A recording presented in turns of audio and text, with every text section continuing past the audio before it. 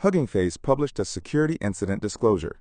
Someone reached a limited set of internal datasets and several credentials used by their services. The perpetrator, in their own words, an autonomous AI agent system. Whose agent, they could not say. At publication, Hugging Face said it did not know which model powered the attacker's agents. Then the attacker identified itself. OpenAI published its own account. Those were our models, including one you can use today and one that has not shipped. No human aimed them at Hugging Face. No instruction to break in, no person picking the target. It was a model taking a test, and the route it found to the answers ran through another company's production servers. Hugging Face's co-founder said it might be the first incident of its kind. Start with what is not new. An AI running an intrusion has already happened.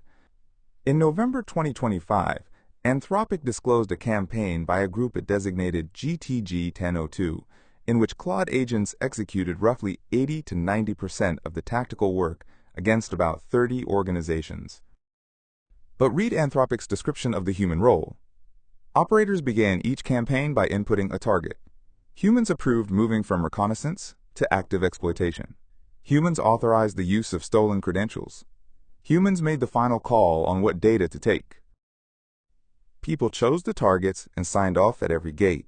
Here, no human picked the target. OpenAI's people started an evaluation and turned the cyber refusals down. And the models inferred Hugging Face on their own. That is the part one would point at. Not that an AI ran an intrusion, that no person chose who it ran against. Now, the people on the receiving end. Hugging Face surfaced the attack through AI-assisted detection, then ran analysis agents over the attacker action log, more than 17,000 recorded events to rebuild the timeline and tell real impact from decoy activity. Their words. Thanks to this approach, we were able to do in hours what would usually take days and match the adversary's speed. Then they rebuilt the compromised nodes, rotated the affected credentials, brought in outside forensic specialists, and reported the incident to law enforcement. And there were people underneath all of that. Hugging Face thanks the teams who responded around the clock.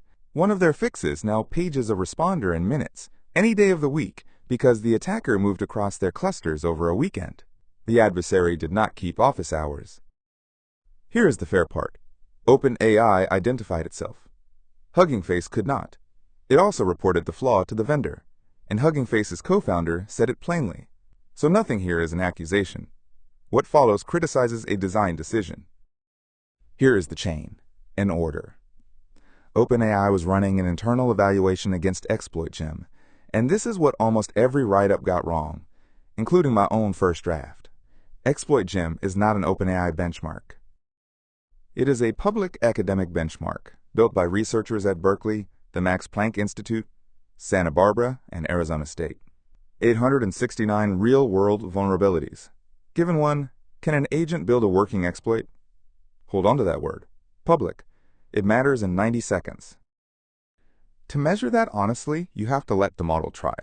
So the models ran with what OpenAI calls reduced cyber refusals, and without the production classifiers that normally block high-risk cyber activity. Dialed down on purpose for the test. That is defensible.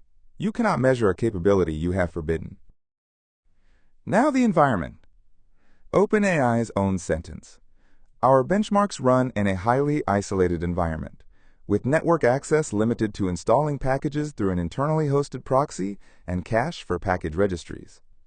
That was the permitted route out. On paper, one door. It is also the door the models went through, but be precise about what that door bought them, because it was not the internet. They found a 0-day nobody knew about in that proxy, and used it to get a foothold past the sandbox boundary. OpenAI's phrasing.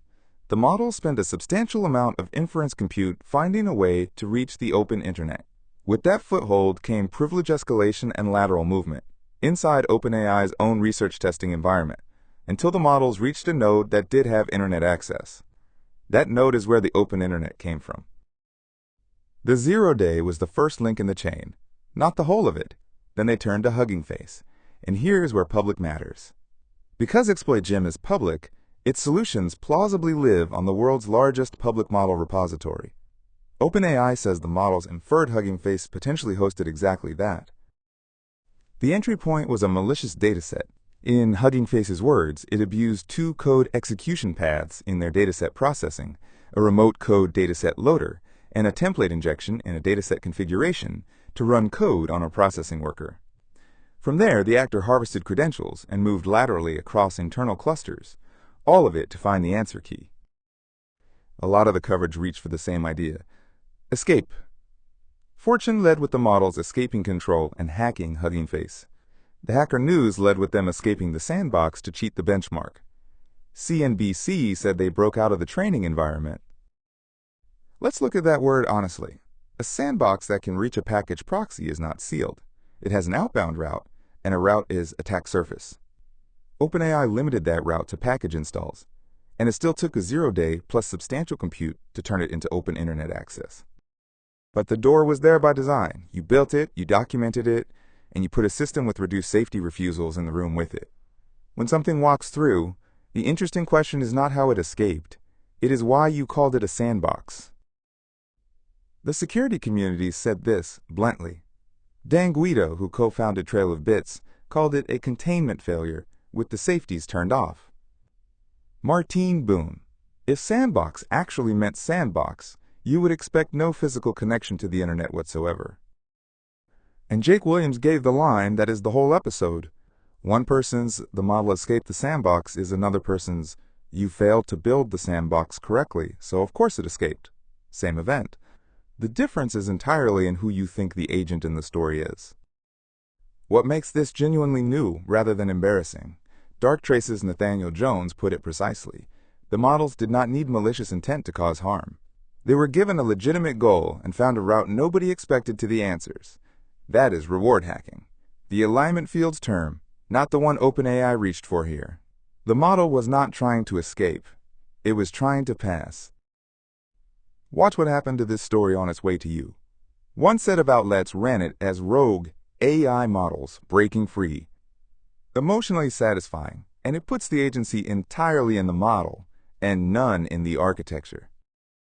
A second set, TechCrunch, quoting Dan Guido and cybersecurity veteran Jake Williams, ran it as a misconfiguration story, human error with an impressive tool inside it. Closer to true, but it undersells that the model did find a 0-day and did chain it. A third camp does not believe the story as told at all. They read the whole disclosure as public relations. The suspicion runs like this.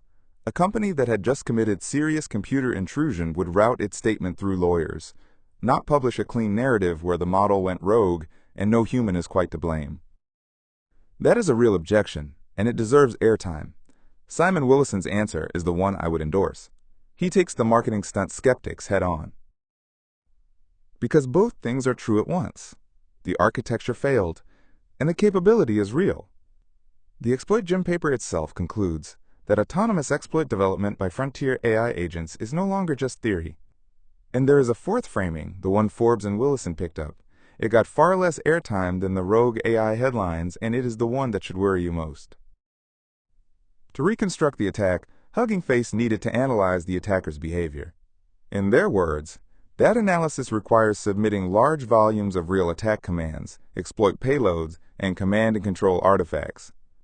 Put plainly, you hand a model the attacker's own toolkit and ask it to explain what happened. They tried the hosted frontier models first. The requests were blocked. Hugging Face's sentence. These requests were blocked by the providers, safety guardrails, which cannot tell an incident responder from an attacker. Read that again. The safety systems did exactly what they were built to do. And what that did, in this moment, was get in the way of the only people trying to clean up an intrusion. So Hugging Face ran the forensic analysis instead on GLM 5.2, an open weight model on their own infrastructure. That is where the log analysis happened. And they note a second benefit: no attacker data and none of the credentials it referenced left their environment. Sit with the shape of that. A New York company, breached by OpenAI's own account by models from a San Francisco lab, ran its forensics on open weights out of China because when it first reached for the hosted models, it got refused. They name no provider and no country. And they say plainly, this is not an argument against safety measures on hosted models. The attacker's refusals were dialed down by its own operator.